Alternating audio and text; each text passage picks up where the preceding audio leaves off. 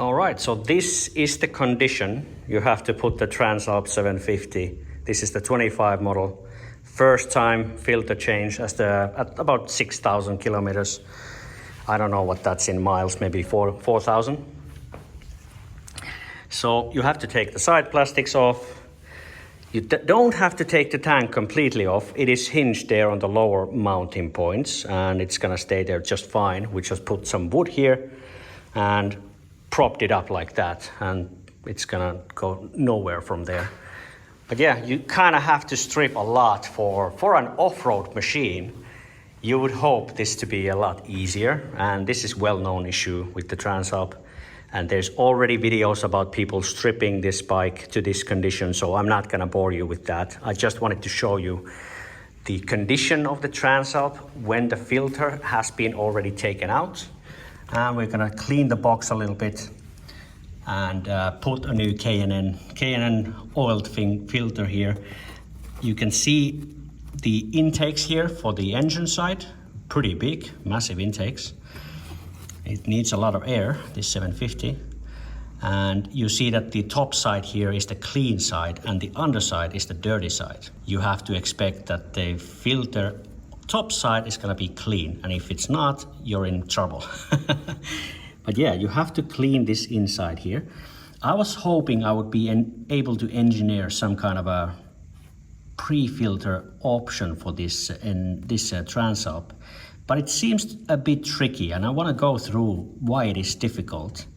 In my opinion, maybe some of you have some ideas, you can put them in the comments. And what do you think about this filter design on this Transalp? Put that in the comments as well. I want to have a discussion about this. So this is the main airflow through the filter from outside. As you can see, they are dirty. These take some dust in and they are not clean, but they don't have to be. So you could basically put filters here, pre-filter socks here, for example.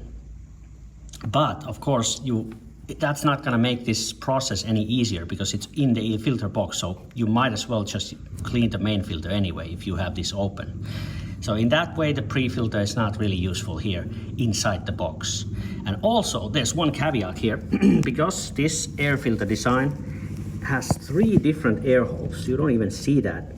Underneath there, below these main tubes, under the air filter box, there is an intake, 3rd air hole outside the airbox. So in that sense, if you only put pre-filters in these 2 tubes, there is a chance that it will pull some air from the bottom part also. But from the design, because it points backwards under the airbox, I think it's some kind of an under pressure valve, basically flowing air somehow. I'm not an engineer in this subject, so it probably just helps the airflow, equalizing the pressure or something inside the box. So I don't know what is the purpose of that, but I don't think a lot of air will come inside from that 3rd hole. I could be completely wrong, but I suspect that if you put pre-filters here, they would get dirty, but there's a chance that dirt will also come from the bottom hole there. So it doesn't really make sense to put pre-filters here in that reason also. And also you can't put them outside. Both sides of the main airflow tubes are the same. And I was kind of hoping that you could put air filter pre-filters here or outside here. But the problem with this design is that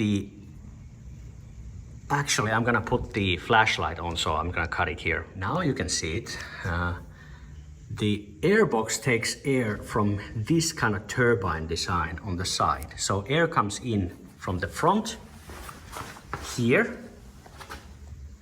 Air goes through here, but this is not airtight. So air will go through from here on the sides and from bottom here.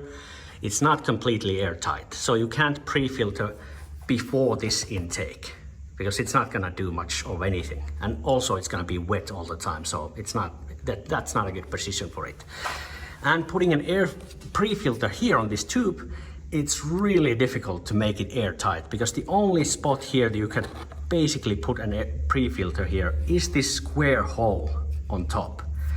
And that's not really the best place to try and manufacture your own pre-filter, because you can basically fill it up with that pre-filter material, but in that sense it's not going to be airtight, and also it's going to restrict the airflow quite massively, so I wouldn't recommend that. But this is kind of a difficult, very difficult design to consider any pre-filter design, and that's probably the reason nobody has manufactured anything third party on this bike. Only the filters are from K&N.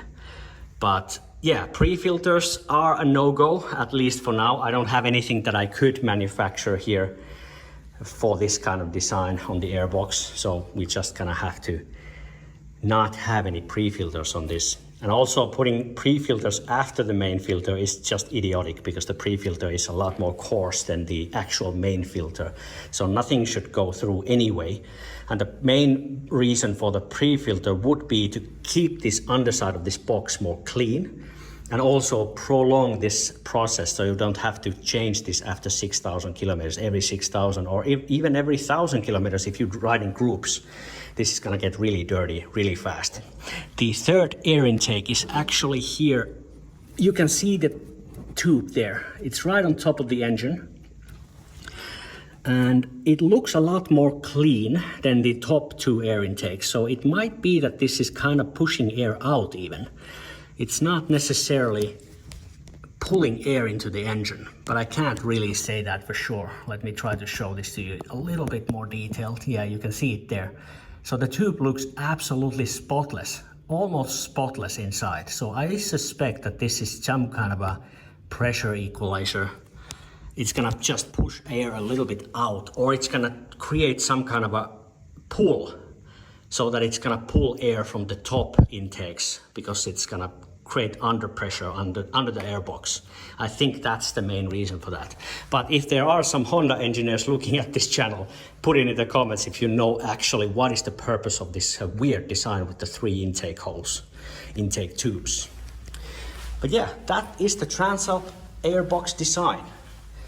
If you come up with a pre-filter design that actually works and is easy to install, you are going to make a lot of money. So I urge every company to try to figure out some kind of solution to this Airbox design. If you can make some kind of a pre-filter solution, or even a washable foam filter, would be nice to see come out for this Transalp.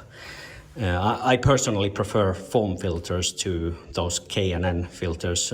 I think foam is a little bit better for very dirty conditions, but yeah, it is mainly a road bike, of course, but because it's a 50-50 kind of a road and off-road bike, this is a little bit sad, this air filter design.